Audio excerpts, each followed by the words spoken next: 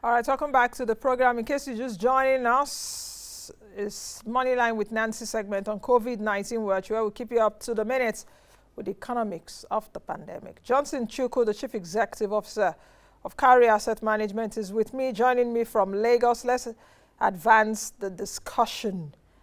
The economics of the pandemic. The Economic Sustainability Plan, as a result of this pandemic, the President put in motion a committee that was chaired by the Vice President, Professor Yemi Osinbajo. The report was handed over to the President just a few days ago, themed Bouncing Back. Mr. Chukwu, let me start with you. Have you bounced back from the lockdowns? How are you bouncing? How are you bouncing? Let me start like that. You can see I'm looking very fit and trim. That means I didn't, instead of putting on weight during the lockdown, I rather slim down. I rather build a lot more muscles. So that they tell you that the fitter you are, the easier it is for you to overcome COVID-19. And so we all hit we all had the treadmills. In fact, for us, we hit the bridge, running across Lekki, trying to ensure that we remain fit and in good condition so that we won't even have any COVID case. I hope that when you were running across Lekki, you were socially distancing and you were wearing your mask. Oh, yes, we made sure we kept to those protocols. Okay. Now, let me take from your own analysis that even though we're on a lockdown, and I know that a lot of chief executive officers are still working from home, you know, not everyone has that muscle. You know, not everyone has got that courage right now to face this pandemic, you know, outside. But let me take from your own perspective what you've just told me now in terms of you had to run, you still have to keep fit, you know, so that you build your muscles and all of that. Would you say the same thing for us as an economy, that even as we'll go through this pandemic, that we're doing the necessary things to make us come back, bounce back, like the Vice President and his team has said, that will make us also shed unnecessary weights that we have and gain the better weight. Like I said, perhaps when we even rebased the economy in 2013, during the Okonjo days, we have a bigger economy in Africa, but being big does not make you better. So what do you think with this analogy you've just given me now? So let's liken it to the case of Nigeria. Well, what I would say, Nancy, is that to be fit and trim is not an overnight thing. It's something you have to build over time, which unfortunately for us as a country, what we did was we kept on gobbling a lot of food and getting more obese. Because if you look at the structure of our finances, public finances, we are actually more obese than we were a couple of years back. We've seen a skyrocketing of our government overhead. We've seen a skyrocketing of government wage bill. We've seen a skyrocketing of our debt service obligations. So in terms of becoming trim and fit, we were not growing in that direction. We're rather growing to the obese size. We're actually expanding the areas where we shouldn't be expanding. Like I mentioned, government overhead, payroll, debt service, debt obligations in terms of national debt. So those are not direction you go to if you are actually prepared to remain trim. And like I said, getting trim and fit is not an item. For me, I've been exercising for the couple of past maybe 30 years of my life. I consider it as a part of my lifestyle. So, and it also applies to the public sector. A lot of times I read an article that was written by former MD of Diamond Bank, Mr. Lesoti, on public financial management at the state levels. And he made reference to someone like Peter B and said, look, this was a governor that really went all out of his way to cut the unnecessary wastages and flaps that you have in public sector. So unfortunately for us, we will not follow that direction at the national level. We continue to build up those flaps, and now they have become a burden to us. At the same time, we're also not building the reserve that you need at the point of difficult periods like this. But it has become a clarion call for us as a country. I've looked at the report prepared, the Economic Sustainability Report prepared by the Vice President and his team. And if it is implemented, it's a step in the right direction. It's something that, look, we could have done 10 years ago, but we have to do it now. Like the Chinese tell you that the best time to plant a tree was 10 years ago, but the next best time is now. Because if you don't do it now, you are still going to have the burden of not having those trees in future. Now, since we are obese as an economy and we need to shed the weight, that takes me, when you said that, what came to my mind is the Orosoye report, which the president also mentioned, and I think tasked the finance minister to take a look at. Are you encouraged by that? And do you think that this government will have the courage to, face that report squarely and do what it should do, despite perhaps uproars that may be coming as a result of that? Because some jobs may be lost, some, may be realigned, some may be moved to other places. What do you think? What I would say is that the president is the highest authority or the last bus stop in the country. The president has given a definitive direction. Of course, what he said was he wants the Minister of Finance to look at it. But I want to hear a definitive direction to say implement or come up with an amended recommendation and then make sure you implement within this timeline. Once you have that, I mean, people can push back, but if the president stands his ground, there's nothing anybody can do about it. And you and I have talked about this Steve Orosoye report for more than 10 years. And we've actually said, look, it's high time the government implement that policy. Let's eliminate the overlapping ministry agencies and departments so that we have a trimmer and fitter public sector. And that's why we will cut down on the cost of governance. Like I said, the cost of governance in Nigeria is actually eating up the resource that we should have gone into infrastructure development. So it's denying the growth of this country. And until we attack that, then you are not going to see the rate of growth that you ordinarily wish for the country. And I'm happy the president has said that the Minister of Finance should quickly come back to the president, and the president should give a presidential directive and say, look, implement immediately. And I want this concluded within the timeline of so period. So for me, that is absolutely necessary. If you look at the wage bill of the government, it has almost doubled in the past couple of 5 years. If you look at our overhead, it has also increased significantly. Look at debt service, same thing. And as long as you do not cut down those bureaucratic costs, then you will continue to borrow to service debt and to borrow to meet overhead expenditure. So when you do that, you are not building the economic structure, the fundamental basis that will lead to an increase in productivity and productive activities. And therefore, you're going to have a debt, an unsustainable debt, because you did not invest the money you have borrowed in the infrastructure. They are not generating new revenue. They are not expanding your capacity to generate revenue. They are not expanding your capacity to earn taxes, as long as you're using them to service debt or pay overhead. And that's the challenge we have. We need to cut down on our overhead. We need to have slimmer government. And let me tell you, Nancy, yes, you're going to see job losses. But if you stimulate growth in other sectors of the economy, some of those lost jobs, we found new jobs in those growth sectors of the economy. Remember, and I always emphasize this, remember that at some point, Nitel was the largest employer of labor in the telecommunication industry. But they had only 455,000 lines. Today, we have about 180 million lines. Virtually all the people who lost their jobs in Nigeria have found jobs. The competent people have found jobs. Those that didn't find jobs, either they retired or they went into farming. So if you do structural adjustment or restructuring of your economy, you will find that a lot of people will find alternative employment in the medium to long term. You know what, when you said that we've been speaking about this debt, we've been speaking about the Orosoye report for the past 10 years, true. To me, as you just said it hits me as if I said, Nancy, you are making me look so old, Mr. Chukwu, that, that we've been saying it for like, for like 10 years. But that's the story of Nigeria. We keep saying it until one grows gray hair, and the more time, goes, the more things remain the same in Nigeria. So what does it really tell us? That we'll just be on the same issue, and we seem not to make so much movement. Perhaps they say motion without movement. What do you think?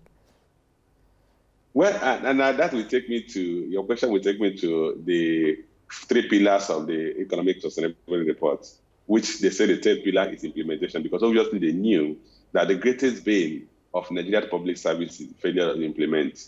It's not just because we have not come up with very wonderful policy documents, but we fell short on implementation. And I think that's the core of the problem. We had economic recovery and growth plan. I don't know the number of, I think it was about 15 million jobs they were supposed to have created. What we rather saw was loss of jobs. And we don't even know how many jobs have been created so far. Sorry to button, because even the Minister of Labor and Employment, during Workers' Day also said 1 million jobs were created. And I'm wondering, like from the ERGP that will expire. I hope we'll have time to move into it because we'll have Nigeria Agenda 2050 now. Anyway, so many things to talk about. Just go ahead with your thoughts. I needed to chip that in. That ERGP also said that we're going to build our generation capacity to 10,000 terabytes. I mean, 10 terabytes, which is 10,000 megabytes of electricity. Megawatts. Today, we are still struggling. Still struggling with about 3,600 megawatts of generation. And some of the things we asked at, which new plants were you planning to build? How are you strengthening your transmission grid? The report was short on those things, implementable action. So the key thing we have is we have one rosy and sexy reports of what we plan to do, but in terms of implementation, we fell too woefully short of it. And you find out that at the end of the year period, we still remain where we were. So that's the challenge, one of the challenges we have. If you take a look at this economic sustainability report, which is bouncing back, like I said during the intro, what are we bouncing back from? Or what is the committee thinking we are bouncing back from? Before I go back to what are we bouncing into? You know, are we bouncing? Yeah, so what are we bouncing back from? Okay, if you look at that report, the committee actually came up with a postulation that if we do nothing, the economy will contract by about 4.4% this year. That if we inject 500 billion into the economy as a stimulus, the economy will only contract by 1.59%. Yes, and that if we inject about 2.3 trillion naira, the economy will only contract by just about 0.59%. So they are obviously coming from a perspective that the economy will naturally contract this year, and to bounce back is to bounce back from that projected contraction and come up with economic stimulus and policy directions that will minimize the rate at which the economy will contract. So the bounce back is bouncing back from a certain contraction to a minimal contraction. That's my perspective to the title of that of the report. Can we, now you've answered the question of bouncing back from what? Somehow you've also answered the question of bouncing to what? So we're bouncing from contraction to contraction. The Economic Sustainability Committee did paint the scenarios which you've said. If they inject 2.3 trillion naira, the economy will contract by 0.5%. If they inject 500 billion naira, the economy will contract by less than 2%, 1.9%. If they do nothing, we are going to contract for that. With all this analysis and scenarios, can there really be a miracle that this administration can do? Or can they just have a magic wand and we bounce from contraction to perhaps, I'm not saying growth, do you understand what I'm saying? But the effect will be a bit minimal. And if it can happen, where do you see that happening? Because where we were before was not too good. Like I always say, okay, the new normal. What is the new normal? What we should say in Nigeria, let's bounce from the normal to a better normal, because our normal before was not good. I hope you understand my question, Mr. Chukwu. Yes, I do, Nancy. What I would say is that it's going to take a lot, including the God factor, for the country to escape recession. Talk about the God factor. I'm going to reduce the God factor into economic variables. One is that agriculture accounts for about 23% of our GDP. So if agricultural sector should grow at a material rate beyond what it grew in the first quarter, let's assume agricultural sector is able to grow like 4%. So you have one quarter of your GDP growing around that rate. Then you remember that the telecommunications sector accounts for about 14% of the GDP. And that sector grew about 7.65% in the first quarter. And that sector is likely going to grow faster because of the adoption of technology by virtually everybody. So you will also going to see if that will further drag up the GDP. But the other sectors are where the problems are. The small and medium-scale enterprises are going to suffer this year. The manufacturing sector will suffer. Trade will suffer. Trade accounts for almost 16% of the GDP. So the question is that, is there anything that anybody can do that we further grow the agricultural sector within this the remaining 6 months of the year. Which I said the God factor will be that you have very good season, which will lead to an increased level of production in agricultural sector. That the government will do minimally to achieve in terms of the weather condition. Of course, if you look at the policy, there are 10 pillars or 10 projects that they intend to focus on. Agriculture is one of them. They talk about mass agriculture. So that will depend on to what extent are going to provide input to the agricultural sector operators. There are some reforms that will not happen in the next few days. Reforms as it relates to the Land Use Act, smallholder agricultural farmlands, and all those things. But in terms of credit to the agricultural sector, in terms of more productive seedlings, in terms of other input like fertilizer, the government can weigh in and make sure that farmers get those things on time. So I think there are a few things that they can do, and a lot will also depend on the God factor. And the God factor will also include what happens to the oil and gas sector. You observe that the economic sustainability report was based on a $30 average crude price. Today, Brent is doing more than $40 per barrel. That's also a God factor beyond the imagination of the committee. Should Brent trade at current level of $42 per barrel and possibly increase to $45 per barrel, you may realize that the government may be in a position to spend 3.6 trillion, contrary to their projected 2.3 trillion. And their projection at a 3.6 trillion injection of, intervention fund, they will have a contraction of just about 0.4%. So these are factors that may go beyond the policy measure they will take, but some of them will depend, are we enjoying some tailwind so that we can actually move faster than we actually thought we can fly? You know, where do I take it from now? Because so many things to talk about. Like you said, there were 4 scenarios that were created, the last of which 3.6 trillion, if 3.6 trillion naira is injected into the economy, they expect the contraction to be around 0.42%. But dovetailing from what you said, which is perhaps in agriculture, and what the president, I think, did also say, and what they also reiterated in the report, that we should produce what we eat and we eat what we produce. Let me take it from the perspective of that agriculture. Though we're seeing some things being done in agriculture, do you think that those are the right steps to be taken? The way we are doing it, are those the right steps? I hope you understand what I'm saying. Or let me put it this way, the methodology we've been adopting, the CBN going into about 10 commodities apart from rice, cocoa, palm oil, cotton, and all of that.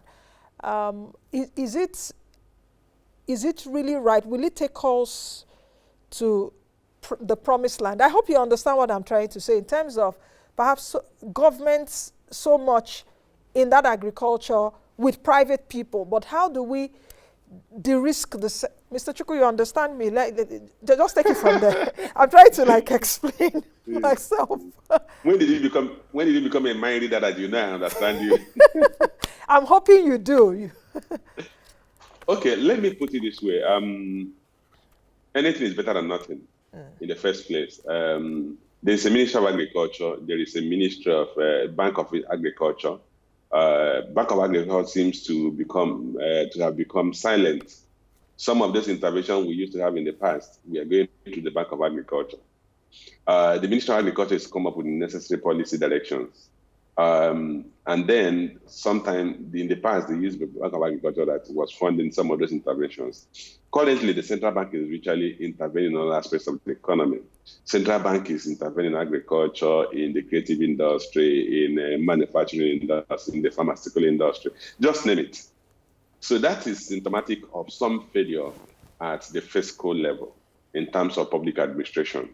The monetary authorities should not ordinarily be playing the role of monetary authorities and fiscal authorities. But as it stands today, that's the situation we found ourselves. So we're not in a position to say, okay, the central bank should do nothing because it's completely outside their purview. But it is symptomatic of some failure in public administration, which should be addressed. Then on the aspect of how the central bank is intervening in the agricultural sector, you did mention the issue. What we have now, we have the Anchor Borrowers Program, we have the commercial credit, agricultural credit scheme, and a couple of other intervention funding that the central bank is providing. But beyond that, there are also things that have to be done at the legal and legislative level. The landowners, the Land Use Act, we need to review it and make it more amenable to modern agricultural practice. We need to do some heavy lifting. This heavy lifting will come in the form of infrastructural provision, transport infrastructure to evacuate agricultural products from where they are produced to where they are consumed, or to export terminals where they can be exported. 2, we need to talk of irrigation. The level of irrigation we need will come from the public sector and not necessarily farmers, because they may not have, many farmers may not have the resources to irrigate their land. If we have proper irrigation, you could actually have high level of productivity from the land we're currently cultivating before you even talk of expanding the area or cultivation. Today, the Nigerian climate can actually produce 2-season rice production. We have the upland rice and we have the paddy rice. The upland rice during the dry season and the paddy rice during the wet season, particularly in the southern part of the country. But we're not doing that because a lot of those farms will not get water during the dry season. Assuming those farms are irrigated, you actually see the same piece of land producing almost twice what it's currently producing. So a lot more will still come from the public sector, from the fiscal authorities, from the policies of the government. But like I said, anything is better than nothing. Central Bank is doing a lot intervening in agriculture sector, just the way they're intervening in virtually all the sectors of the economy. We clearly have some gaps in terms of the role that the fiscal authority should be playing. And I hope this conversation will nudge them into waking up to their responsibilities. You know, why I also asked that question is because of perhaps if we see what the CBN has been doing in their own little corner, and if we can have contributions or collaboration perhaps from other stakeholders, we would see, you know, a wider range of advantage in terms of what the president is saying, or even what the economic sustainability report is saying, which is really anchored on agriculture, because they did say that we decided that the best way to beat the triple problem of very low foreign exchange, huge unemployment, and negative growth is by focusing on Mr. President's mantra to produce what we eat and eat what we produce. So we also do need to look at that agricultural sector and how we can make it better than what it is right now. But let me still, okay, we've talked about the CBN, because why I was actually also going to is where the monies will come from. Since the Economic Sustainability Committee has, you know, has come to scenario number 3, which is, they settled for scenario number 3, which is to spend 2.3 trillion naira to rescue the economy. And they did say that the amount will be funded by 500 billion naira from special accounts. I wonder what those special accounts are. They were not itemized, or perhaps they are itemized in the full. 1.11 trillion naira of CBN structured lending, and 302.9 billion naira from other funding sources. What's your view? Okay, like we said earlier, that central bank is basically funding the entire economy, all the sectors of the economy. Of course, that is clearly evidenced by the plan of this sustainability, economic sustainability report that says that 1.1 trillion will come from central bank structured finance. We're already seeing a lot of structured finance. Of course, we know central bank has earmarked about 1 trillion naira for the health sector, 100 billion naira for the health sector, about 1 trillion for other sectors, sectors of the economy. So I want to believe that that's what they are latching on to. The 1.1 trillion may be the 1 trillion for the critical sector and the 100 billion for the health sector. My take is that's what they are referring to. Yeah. Of course, that is coming from, as far as I'm concerned, it's coming from ways and means, because I don't know if the central bank has built those reserves, which is spending. But of course, central bank can create money, which is what it's basically doing to stimulate the economy. The central bank, the Nigerian central bank is not the only one doing that. The aspect that should come to the fiscal authorities are the 500 billion from the special funds, which is captured in that report, and about the 300 billion that will come from other sources. But if you sum up those three figures, they still give you less than 2.3 trillion. So I think that something was actually missing in the summation of the funding sources.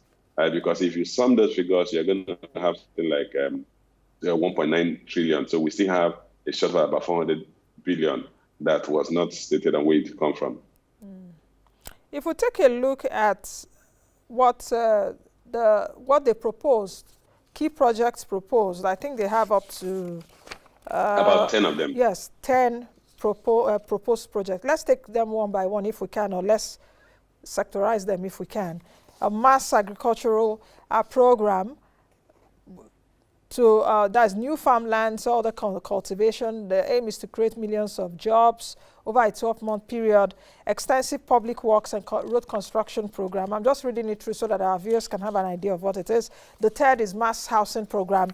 The fourth, installation of solar home systems. The fifth, strengthening the social safety net. The sixth, reduction in NAFDAC registration fees. That may concern some other people. Okay, that's it there on the screen. You also have a survival fund, promotion of domestic gas utilization.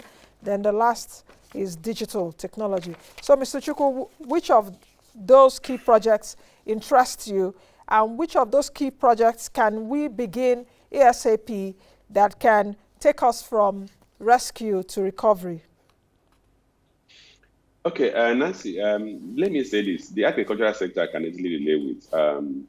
In terms of massive infrastructure, which they emphasize, I want to hear how they want to do that. We did mention the funding sources are coming from the CBN structured lending, 500 billion from special funds, 300 billion from other sources. I want to hear where the funding for the infrastructure development is coming from, certainly not from the 1.1 trillion from the central bank special lending, structured lending. So we need to address that. Ordinarily, that is the area that should minimize the level of unemployment, create new personal income, and then moderate the impact of a contraction in the economy. That is the public works. They are talking of bridges, roads that they want to construct. So, but I need to hear the funding. Are we going to arrange? Are we going to assess other funding beyond the 2.3 trillion they want to inject in the economy? I was happy to hear the Minister of Works say that they are planning to concession the maintenance and management of 10 highways. That should have come last couple of years back, but it's not late to come now. I think we need to go beyond that. And also concession some of the highways that are commercially viable but have not been constructed or are dilapidated in very terrible condition to private sector operators to build, operate, and transfer or manage. That way, we're going to attract capital into the infrastructure sector and moderate the pressure on government to fund infrastructure from budgetary allocation. That's one aspect. Then the other aspect, they mentioned the issue of housing. They want to build about 300,000 housing units every year. I think that would also be a tall order because you have to look at where the funding. I think the funding source, you have to deal with where you want to get the funding from. They all want to use local materials to build those houses, which sounds very exciting to me because it simply means we're going to trap the entire value chain or almost all the value chain locally. We have the cement, we have a lot of building materials locally. So if the government can muster the funding source for those 300,000 housing units yearly and those low-cost housing units yearly, that would be great. But I can't see the funding source from the 2.3 trillion they've mentioned. They want to do, they want to build solar panels in 5 million homes. 5 million homes. That's also sound exciting. But I said the devil is in implementation. Funding source will have to come in there. And then you also be sure that you have the technical support for those solar panels in those 5 million houses. So digital technology. Yes, that one is it's a no-brainer because Nigerians are really driving that. The COVID-19 has actually compelled a lot of people to begin to adopt the digital technology. You're going to have a lot of demand for that. And I can tell you a lot of Nigerians are doing wonderful work somewhere here by creating the new technological age. So I see that. Then there's also a provision to support the most vulnerable households to what? There's a provision to support. So yes, you have the social safety net. You also have a fund that they want to support small and medium-scale enterprises to continue to pay, to support them in paying the salaries and wages of their employees so that they can retain their employment and not go out of business. So these things, like I said, in terms of thought process, in terms of articulation, you can't fault the report. But the challenge will be where we're going to get the funding. And the implementation, which is the third pillar of the sustainable report, is where the devil will be. Though they've assigned that to the ministers, individual ministers is going to have an implementation committee. Individual ministers are going to be responsible for the implementation of what the aspect that relates to them. And virtually all the ministers we are co-opted into the committee beyond the core ministers that we are part of the original committee. But the question is that they have to be given the resources. And I doubt if we're going to muster those resources based on the 2.3 trillion naira that has been earmarked to fund this sustainability plan. Now, let's take a look at this pandemic and perhaps how we are handling it and how it will affect our bouncing back. You know, because I read it, I don't know, I'm thinking, or perhaps they must have put that into consideration, because the bouncing back would also depend on how much this pandemic is handled. Yes or no, Mr. Chukwu? Because we're seeing rising cases every day. Nigerians are not entirely so compliant to some of the safety protocols that have been given by the health authorities. How do you think that this would impact Nigeria's economy bouncing back to a better normal, as I say, not the old normal? Okay, what I would say that there are yet a lot of unknown quantities because of the way we have managed the pandemic.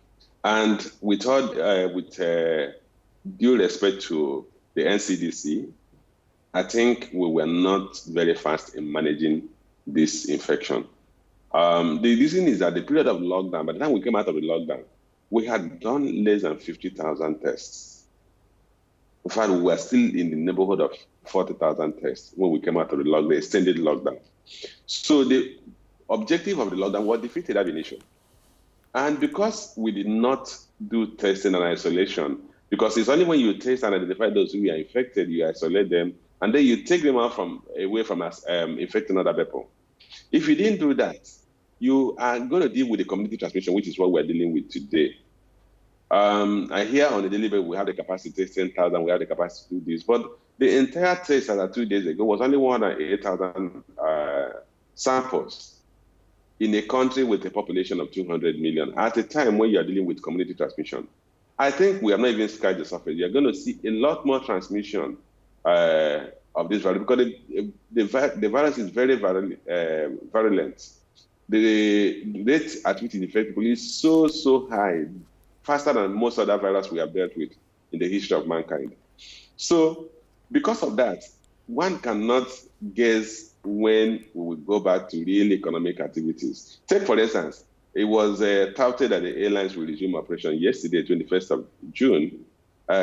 Before that, 21st of June, the NCDC and the ministers announced that we are not in a position to resume flights. Again, there is supposed to be an interstate lockdown. I can tell you, Nancy, for free, that people are moving around.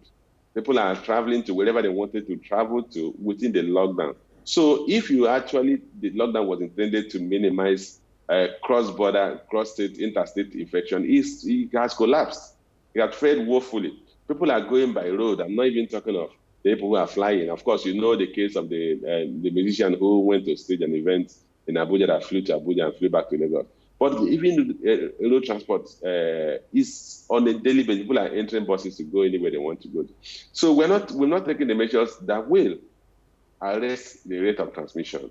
As we speak today, when we talk of, okay, we have so and so number of infected people, I think that number is more than grossly understated because we have not done the test that we need to do. For that reason, you're not sure that we're not going to have some level of localized lockdown in future, or that the health impact of this COVID will not further slow down economic recovery. Because if you have a lot of people who are sick and reporting either in isolation center or cannot come to work, you cannot have people fully engaged in economic activity that you need to implement the economic sustainable plan or even minimize the rate at which the economy will contract. And you know what, also, we also need to handle this pandemic seriously, because just like you said, if we're seeing rising cases and we don't handle it as much as we handle, as we should handle, that people that have contracted stay in the treatment, go to the treatment centers, they're treated. Some other people that have contracted may not even know they have contracted it, and they keep on infecting others. And we have some kind of localized, we are now known that, oh, this infection is in Nigeria. It would also hurt us, because nobody would even want to come for investment. And even those of us in will not freely go out, because it will affect our day-to-day lives. Let's talk about Nigeria 2050. What do you think?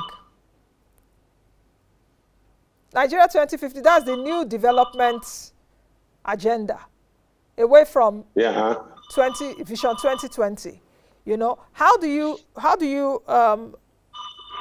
look at that vis-a-vis that we had a plan, Vision 2020? I don't know how many we've achieved within that Vision 2020, but I must say that the FSS within that Vision 2020 have done quite well, talking about the financial system.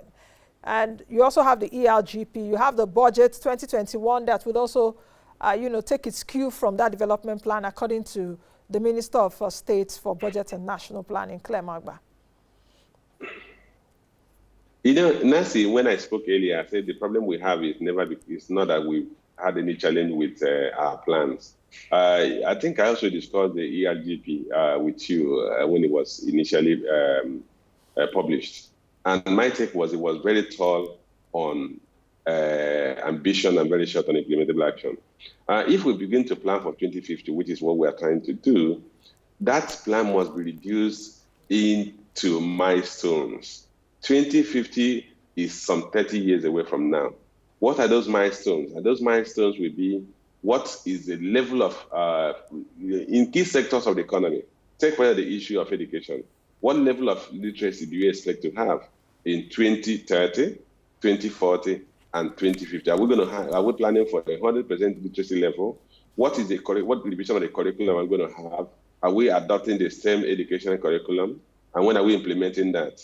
Then you move to your health sector and then address some of those, reducing things like infant mortality rate, maternal mortality rate, some of the easily eradicable diseases. I was happy when I saw the president announce that we have eradicated white polio, and we should celebrate that.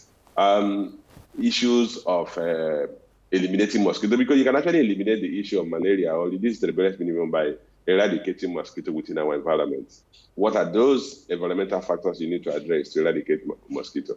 Then you look at the issue of housing, issue of poverty, human development index in all ramifications. We need to reduce it to in the next 5 years, we need to get to this point. And that's how China developed. You don't just come and say you want to achieve this in 50 years and you don't have the milestones, deliverable milestones, which you also reduce to actionable plans, and then you assign responsibilities. And possibly we need to legislate on our development plan so that new governments do not come and change those things. If you cast your mind back to the previous government we've had, when Obasanjo left, we came with this 7-point agenda, 9-point agenda.